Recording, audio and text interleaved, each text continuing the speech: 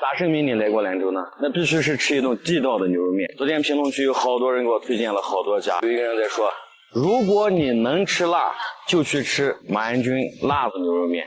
一进门那个牛肉面的香味儿，2个清汤2蟹加肉加蛋。没有鸡蛋啊？没有鸡蛋，只喝牛肉。为啥没有蛋？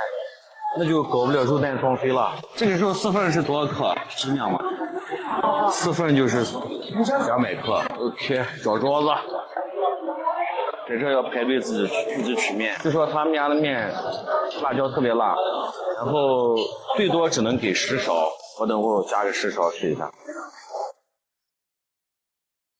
2个2蟹。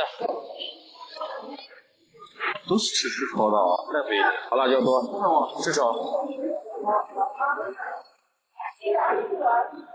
这个辣椒少点吗？辣对的，好辣。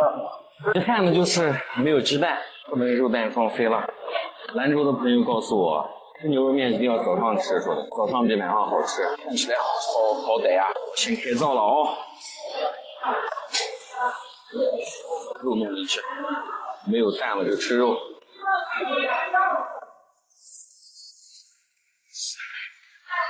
香，辣椒也够劲，可以这个。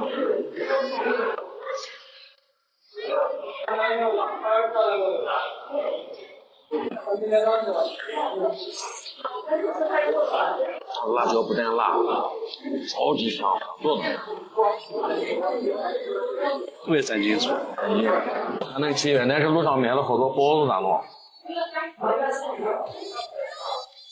据说胡家包子也特别出名。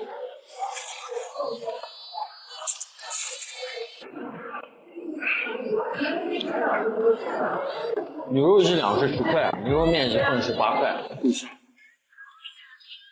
你又打包了，你又要打包了。有人肯定要问我来兰州玩要注意啥？听我的啊，一定要听我的，记得一定要穿一件白 T 恤，你一定要听我的，不然你玩不好。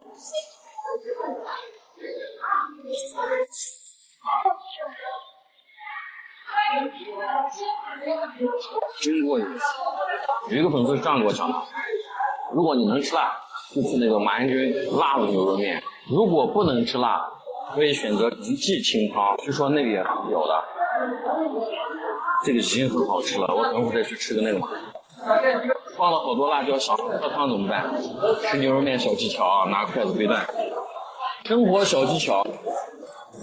哇，正儿八经地道的兰州牛肉面，吃爽了，面就不加了，不是它不好吃，是我们还买了好多那个胡家包子，然后灰豆子，喝过吗？吃着包子，喝着牛肉面汤。